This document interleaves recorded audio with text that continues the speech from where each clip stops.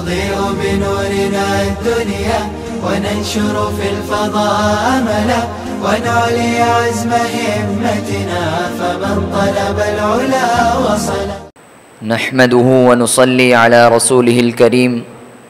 أما بعد فأعوذ بالله من الشيطان الرجيم. بسم الله الرحمن الرحيم. يا أيها الذين آمنوا اتقوا الله وكونوا مع الصادقين. صدق الله العظيم. Reverend President, most respectful judges, and my dear friends, first of all, I greet you with the greeting of Islam, saying Assalamu alaikum wa rahmatullahi wa barakatuh. Today, in this gathering, I wish to talk in front of you on the topic of piety. Please listen to me and act upon it.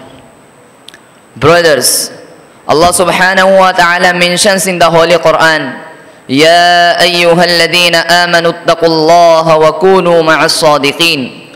O believers in Allah, fear Allah and be with pious and true persons. Therefore, our duty is to take care of piety.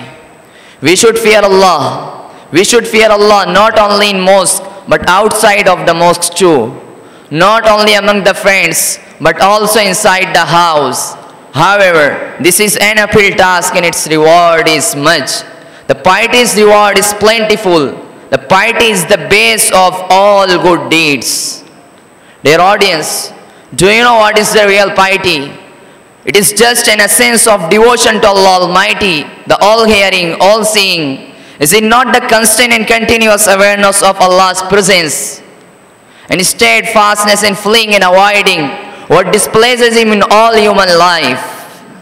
Friends, can a heart of a man truly attain peace and solace without the light of piety guiding the man towards the state part of paradise?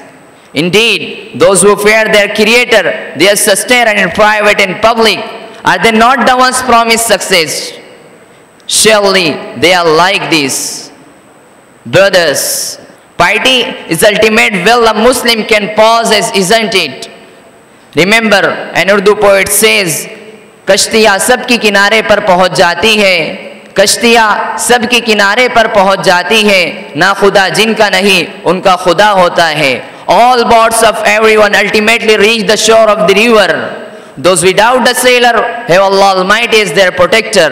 Friends, Hakimul Ummah Hazrat Maulana Shaif Ali Thanvi Rahmatullah Alayhi said in his Tafsir Bayanul Quran, piety generates all good works.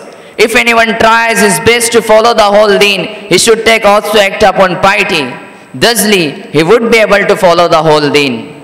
Friends, piety makes a man perfect. Piety makes the community perfect. That's why a man has to pray for piety, a community has to pray for piety, and a society has to choose piety.